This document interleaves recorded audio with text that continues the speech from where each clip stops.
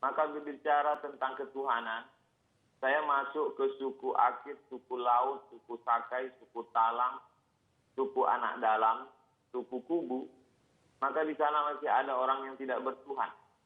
Saya menyaksikan sendiri mereka menggantungkan kain-kain putih lalu tidak tahu apa yang mereka sembah. Masih ada suku-suku Melayu tua yang belum bertuhan. Tapi Minangkabau tidak hanya bertuhan, mereka justru membuat orang yang tidak kenal Tuhan menjadi bertuhan. Berbicara tentang sila pertama ketuhanan yang Maha Esa. Saya menyampaikan tausiah di sebuah pulau di Aceh, Semelu. Di sana saya diajak berziarah ke salah satu makam tua dan orang tua yang menyebarkan Islam itu berasal dari bumi Minangkabau. Kemudian saya pula bertausiah di Sulawesi Tengah di Palu. Di atas bukit di Palu itu juga ada makam tua penyebar agama Islam juga datang dari bumi Minangkabau. Oleh sebab itu sila pertama ketuhanan yang Maha Esa, maka Minangkabau adalah para suluk di tengah gelap yang membawa siar Islam. Yang kedua tentang kemanusiaan. Di depan rumah orang Minangkabau ada rangsiang, tempat menyimpan beras. Beras itu dibagi-bagi lagi. Ada beras yang dimakan keluarga, tapi juga ada beras yang jadi makanan untuk fakir miskin. Orang Minangkabau adalah orang yang paling peduli terhadap kemanusiaan. Oleh sebab itu, orang Minangkabau membuka rumah makan.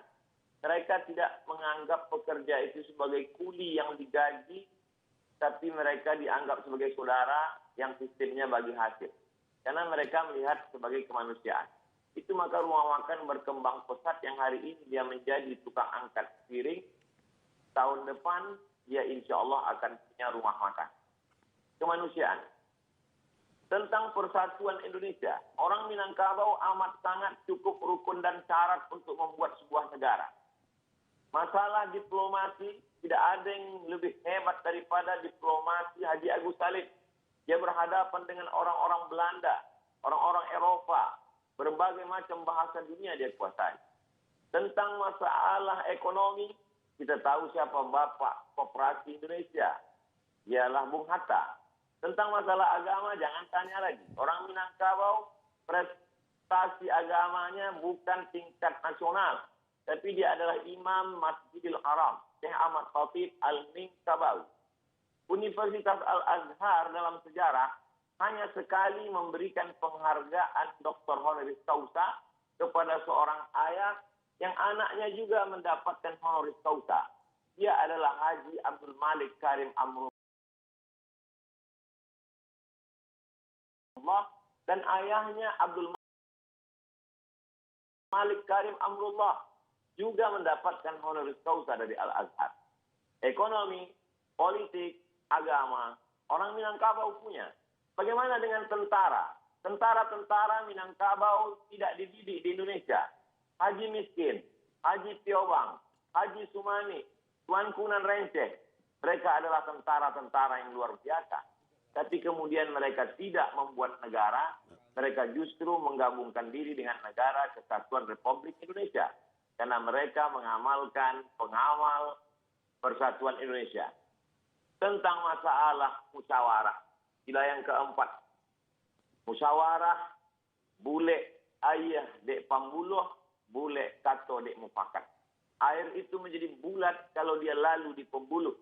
Sedangkan kata itu menjadi bulat kalau dia ada musyawarah mufakat. Orang Minangkabau tidak mengambil keputusan sendiri dengan kepalanya sendiri. Dia tahu dia mungkin silap, salah, dan lupa. Orang Minangkabau mengenal filosofi tiga tungku sajarangan. Kalau kita memasak ada 3 tungku di sana.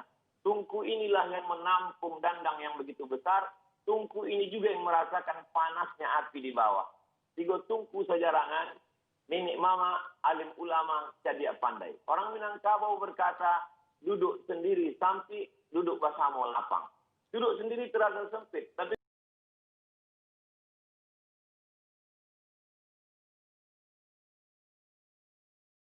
kalau duduk bersama terasa lapang. Kenapa demikian? Karena mereka lebih mengutamakan musyawarah dan mufakat. Lalu kemudian tentang keadilan sosial. Orang Minangkabau amat sangat adil. anak didukung, kemanakan dipangku. Perempuan Minangkabau tidak pernah perlu jauh dari kampung halamannya untuk cari makan. Kenapa demikian? Karena mereka punya nenek mama yang adil. Perempuan tidak pernah mengalami diskriminasi. Karena perempuan ada harato tinggi yang tidak dibagi. Sebagian ulama mempermasalahkan harato tinggi. Kenapa tidak dibagi menjadi ahli waris? Karena itu sebenarnya adalah wakaf keluarga. Ketika seorang perempuan tidak punya suami atau ayahnya meninggal, tidak keluarga laki-laki, tidak ada. Siapa yang akan menyara hidup dia, memberi makan dia? Ada harato tinggi. Mereka amat sangat mengutamakan keadilan. Orang Minangkabau amat sangat Pancasilais. Mana buktinya? Dari mulai Sabang sampai Papua. Pesawat saya mendarat di Sorong. Begitu turun saya di airport, tangan melambai dari jauh. Saya suruh dia mendekat ke mobil saya tanya, ada apa? Ambo urang Payakumbuh. Betapa jauh tempat kita memandang, tapi orang Minangkabau sampai juga ke sana. Saya diminta untuk memberikan sepatah dua patah kata untuk penggalangan dana Surau Sydney namanya.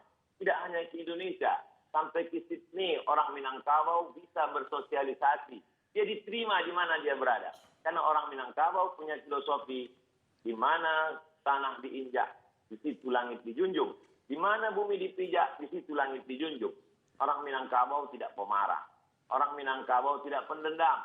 Orang Minangkabau bagaimana berdebat hebatnya Muhammad Yamin dengan Buya Hamka. Tapi kemudian sebelum meninggal dunia, apa kata Muhammad Yamin? Nanti jenazahku tolong dibawakan oleh Buya Hamka ke kampung halaman. Mereka memang berdebat.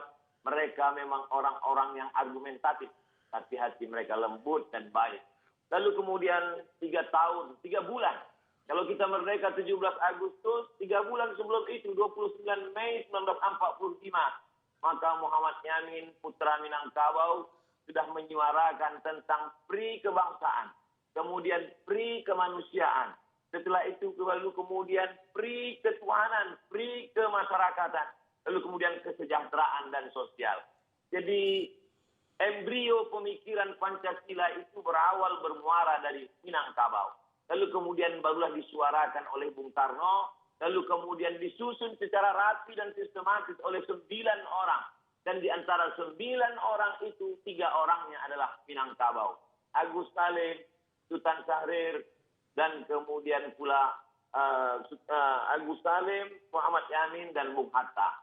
Kalau 9 orang ada 3 orang Minangkabau, maka sesungguhnya Minangkabau mewarnai setiap gerak langkah pemikiran orang Indonesia. Jadi saya kira ini adalah ikram gratis untuk anak-anak muda Minangkabau supaya dia lebih memahami siapa Minangkabau, apa Minangkabau, bagaimana sejarah orang Minangkabau. Saya menganggap di balik ini semua tentu Ustadz selalu berkata ada hikmahnya, tapi tentu juga di sana ada pelajaran berharga. Man takallama faqad arada aqlahu 'alan nas. Siapa yang berbicara, sesungguhnya dia sedang mempresentasikan isi kepalanya kepada orang banyak. Siapa yang berbicara, dia sedang menunjukkan isi kepalanya kepada orang banyak.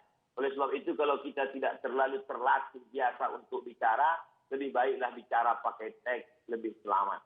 Karena kita pun memang sudah terbiasa berbicara pakai teks dari dulu sampai sekarang. Saya pun sebelum bicara saya latih-latih dulu, mudah-mudahan tidak terpeleset karena kita manusia biasa, boleh jadi kita terlupa, tersilap, dan tersalah. Saya kira demikian, Bang Karno. Terima kasih banyak Ustadz sudah bergabung bersama kami. Pemirsa, intinya dari Ustadz Bustaman, orang Minang itu sudah di mana-mana dan Pancasilais. Karena filosofinya di mana bumi dipijak, di situ langit dijunjung. Di situ pula ranting dipatah. Maksudnya di bumi yang dipijak itu adatnya kita pakai. Karena itulah orang Minang, kalau dia udah lahir di Aceh, dia lama-lama mengatakan dia orang Aceh, bukan orang Minang lagi. Dia lahir di Palembang, dia akan bilang dia orang Palembang. dia lahir di Ambon, dia akan mengatakan dia orang Ambon. Jadi sebetulnya orang Minang itu adalah orang Indonesia. Kita lihat sejenak.